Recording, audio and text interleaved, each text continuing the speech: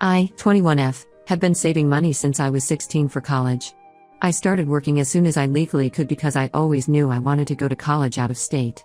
My parents weren't poor, but they made it clear early on that they wouldn't be able to fully support both me and my sister Fiona, 19F, through college, so we needed to be prepared. The funny thing is, I was actually following their advice. They always lectured us about financial responsibility and the importance of saving money. I took it seriously and started working at the local diner when I was 16, doing evening shifts after school. By 17, I was also working weekends at the mall. It wasn't easy balancing work and studies, but I managed to maintain good grades while saving almost everything I earned. Fiona was different. She never cared about working or saving money. Whenever she got money from our parents or relatives, she would spend it all on clothes, makeup, or going out with friends. Our parents never said anything to her about it. They would just smile and say she was young and had time to learn about responsibility. This was pretty much the pattern our whole lives. Different standards for both of us. When I was in high school, I needed to maintain straight A's or I would get grounded. When Fiona barely passed her classes, our parents would say she was just stressed and needed more support. When we were younger, she would regularly break my things, and I would be told to stop being selfish and share with my sister. But when I once borrowed her sweater without asking, I was grounded for a week.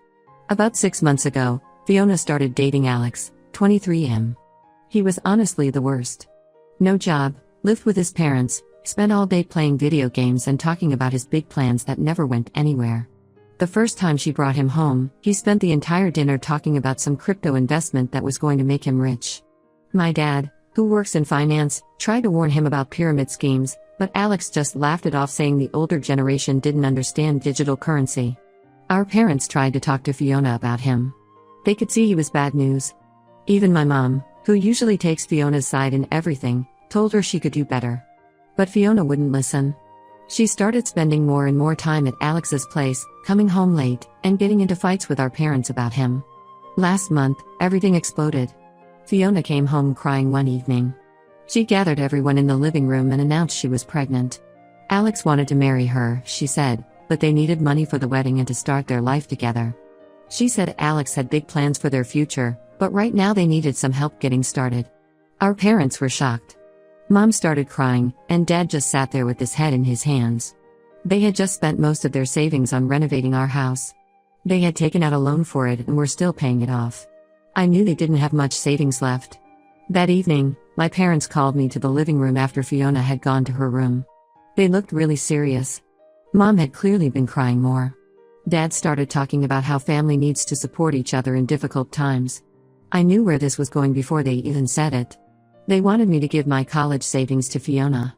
They had it all planned out. I could take a student loan instead. They said since I had good grades, I might even get scholarships. They talked about how Fiona needed the money more right now because she was going to have a baby. Dad said he would help me figure out the loan situation later. I couldn't believe what I was hearing. 5 years of hard work, all my savings, they wanted me to just hand it over to Fiona and Alex. I refused immediately. I told them I wasn't going to sacrifice my future for Fiona's poor choices. Mom started crying again, saying I was being selfish and didn't care about my sister or my future niece/nephew. Dad got angry. He said if I was going to be this selfish, maybe I shouldn't live in their house anymore. He said they couldn't live with someone who would abandon family in their time of need. I still didn't agree. I knew if I gave up my savings, I could kiss my college dreams goodbye. Student loans would put me in debt for years, and there was no guarantee I would get scholarships. Besides, I didn't trust Alex. Something about the whole situation felt off. The next morning, I woke up to raised voices. My parents were in the living room with Fiona and Alex. Dad had papers spread out on the table. They were taking out another loan against the house. I stood in the doorway watching as they signed the papers. Mom was telling Fiona and Alex to use the money wisely, to start their life right. Alex was nodding along, saying he had it all planned out. They left early that morning to go shopping for baby stuff in the next town. Alex said his cousin owned a baby store there and would give them a good discount. They were supposed to come back that evening? They didn't. Fiona sent a text to Mom saying they were staying at Alex's cousin's place because they found some good deals and wanted to look at more stores the next day. My parents weren't worried at first. But when they didn't come back the next day, and their phones were switched off, my parents started panicking. They called Alex's parents, but they hadn't heard from him either. They filed a missing persons report, but the police said since Fiona was an adult and had left willingly with her boyfriend, there wasn't much they could do. They said they would look into it, but didn't seem very concerned. The atmosphere at home became unbearable. My parents blame me openly now. They said if I had helped with my savings, Fiona and Alex wouldn't have had to go to another town looking for deals. Mom kept saying if anything happened to Fiona, it would be my fault. Dad barely spoke to me anymore. I couldn't take it anymore. I packed some clothes and moved in with my best friend Sarah. Her parents have always been nice to me, and they said I could stay as long as I needed. Right now, I'm just trying to process everything that's happened. Sarah says I did the right thing protecting my savings, but sometimes when I think about Fiona being missing, I wonder if I should have helped. But then I remember how irresponsible she and Alex have always been, and I know I made the right choice. Update 1: A lot has happened since my last post. I've been staying at Sarah's house, and her parents have been really supportive. They even cleared out their office space so I could have my own room instead of sleeping on the couch. Sarah's mom keeps saying I can stay as long as I need to, which honestly makes me emotional sometimes because she's showing more care than my own parents have lately. 3 days after I moved out, I came home from my shift at the diner to find Sarah sitting on my bed, looking really worried. She was biting her nails, which she only does when something's really wrong. At first, she wouldn't tell me what was bothering her, but after I pressed her, she made me sit down and promised not to tell anyone what she was about to show me. Sarah's cousin Jenny went to the same high school as Alex and still had him on social media. She had been seeing some strange posts pop up on her feed. Jenny had screenshotted everything and sent it to Sarah. When Sarah showed me her phone, I felt sick to my stomach. There were dozens of pictures of Alex and Fiona in Mexico, partying at beach clubs and fancy restaurants. They were posting stories about living their best life and how they had finally escaped their toxic families. The photos made me furious. Here were our parents, worried sick, probably not sleeping, while these two were living it up in Mexico with the loan money. I wanted to send everything to my parents immediately, but Sarah grabbed my phone before I could. She said there was more I needed to see. She started showing me specific pictures Jenny had pointed out. In every single one of them, Fiona was drinking. There were shots of her doing tequila shots at bars, holding up cocktails by the pool, even one of her with a bottle of champagne. For someone who was supposedly pregnant and planning to start a family, she sure wasn't acting like it. Sarah and I spent the next few days digging deeper. Jenny was able to connect us with some of her old classmates who knew Alex. What we found out was disturbing. This wasn't the first time Alex had pulled something like this. He had a pattern. He would find girls from relatively well-off families, date them for a few months, and then convince them to get money from their parents one way or another. He had done this to at least 2 other girls in neighboring towns. One girl's parents had given him money to start a business. Another family had funded what they thought was a down payment on a house for their daughter and Alex. In both cases, he had disappeared with the money. Both families had eventually gone to the police, but since the girls had willingly given him the money, there wasn't much that could be done. I spent days agonizing over whether to tell my parents. Every time my mom texted me asking if I'd heard from Fiona, I felt guilty for keeping this information from them. They were devastated, calling hospitals and police stations every day, thinking something terrible had happened to her. But I also knew this would break them completely. Finding out that not only had Fiona helped steal their money, but she had also lied about being pregnant. I wasn't sure they could handle it. Sarah and I decided to gather more evidence before telling anyone. Jenny had been taking screenshots of everything, and she helped us track down one of Alex's previous girlfriends. The girl agreed to talk to us over the phone. She told us how Alex had manipulated her, making her feel like he was the only one who truly understood her. He had isolated her from her family and friends before convincing her to ask her parents for money. It was exactly what he had done with Fiona. While we were still figuring out how to handle all this information, something unexpected happened. My mom's friend Lisa was shopping at the mall in our town when she saw Fiona. She was with Alex at the food court, eating and laughing like nothing was wrong. Lisa immediately called my mom. My parents rushed to the mall. I know this because my mom called me in a panic, telling me to come right away. She was crying so hard I could barely understand her, but I got the message. Fiona was back, and they needed me there. I was just about to leave for the mall when Sarah stopped me. She said I needed to take the screenshots and evidence with me. She was right. If Fiona and Alex tried to spin some story, I would have proof of what they had really been doing. I printed everything out and put it in a folder. The whole drive to the mall, my hands were shaking. Part of me was relieved that Fiona was okay, but a bigger part was angry. All those days our parents had spent worried sick, all the crying and panic and police reports. And she had been partying in Mexico, spending their money, lying about being pregnant. I had spent 2 weeks feeling guilty about not helping her, and it had all been a scam. I parked my car and texted Sarah to let her know I had arrived. She offered to come for support, but I told her no. This was a family matter, and it was about to get really ugly. I grabbed the folder of evidence and headed into the mall, my heart pounding with each step. Update 2: the confrontation at the mall was worse than anything I could have imagined. When I got there, I found my parents near the food court. Mom was crying, and Dad was red in the face, pointing at Fiona and Alex who were trying to leave. Mall security had already shown up because Dad was shouting about them stealing money. I had never seen my father like this before.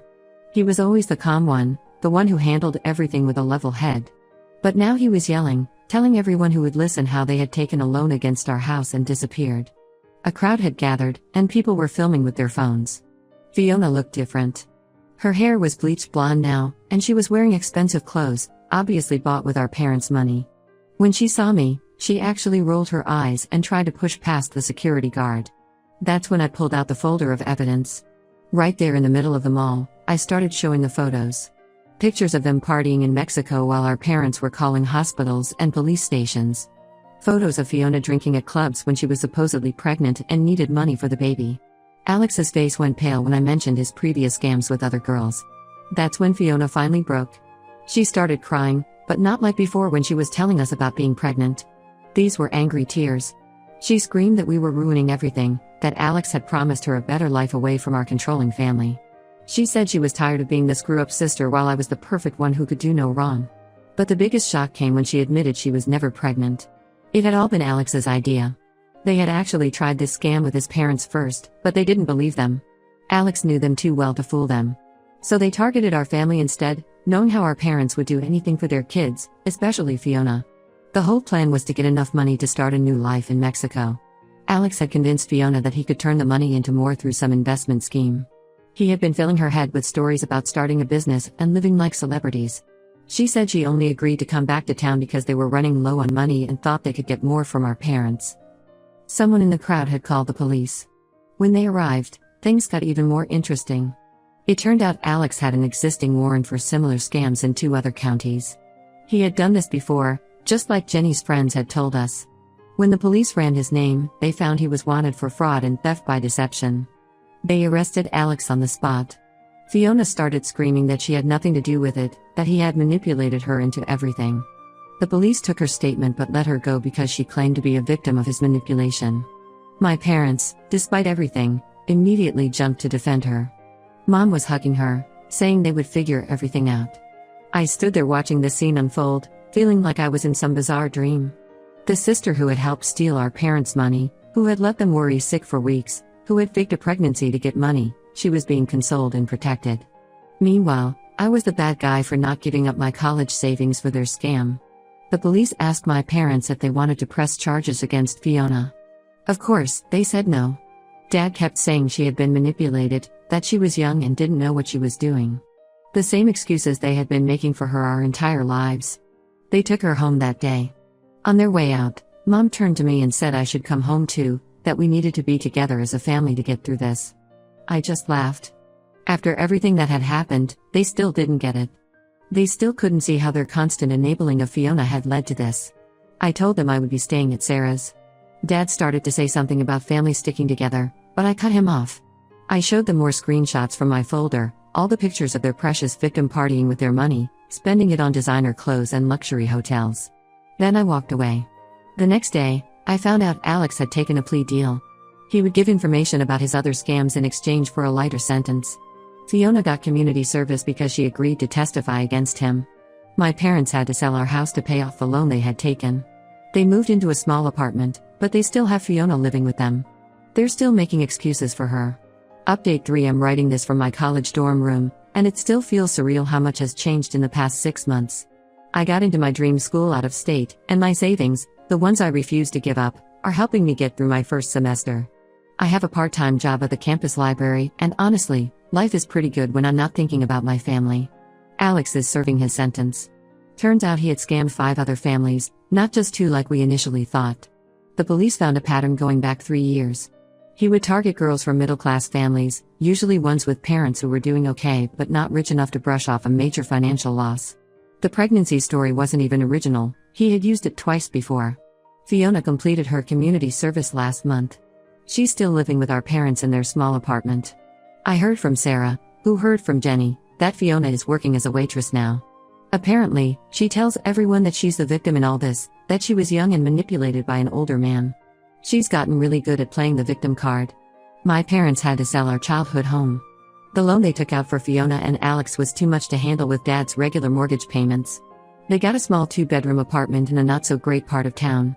Mom had to start working at a local grocery store to help with bills. It's funny how they always said they were saving for retirement, and now all those savings are gone because they couldn't say no to Fiona. Last week, they tried to contact me again.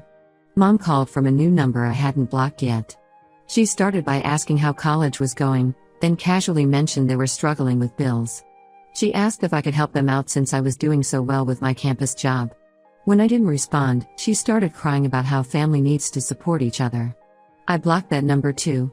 Sarah says I'm being too harsh, that they're still my parents and they were victims too. But she doesn't understand. This isn't just about the money or even about Fiona's scam. This is about my entire life of being held to impossible standards while Fiona got away with everything. About them threatening to kick me out because I wouldn't give up my future for her lies. About them still defending her even after everything she did. I got a letter from Fiona last month. She wrote about how sorry she was, how she had learned her lesson, how she missed her big sister. She even tried to make jokes about our childhood memories. I ripped it up without finishing it. The old Fiona, the sister I grew up with, maybe I could have forgiven her. But this new Fiona, the one who let our parents worry for weeks while she partied with their money, who still plays the victim, I don't know that person. Sometimes I miss having a family. When my roommate's parents visit and bring her home-cooked meals, or when I see families moving their kids into dorms, it hurts a little. But then I remember how they treated me, how they were willing to throw away my future for Fiona's lies, and I know I'm better off without them. I'm focusing on my studies now and building my own life. I've made some great friends here at college, people who actually value honesty and hard work. Maybe someday I'll be ready to have a relationship with my family again, but right now, I'm happier without their drama in my life. And my savings? They're paying for my education, just like I always planned. No scams, no lies, no manipulation, just honest work paying off exactly how it should.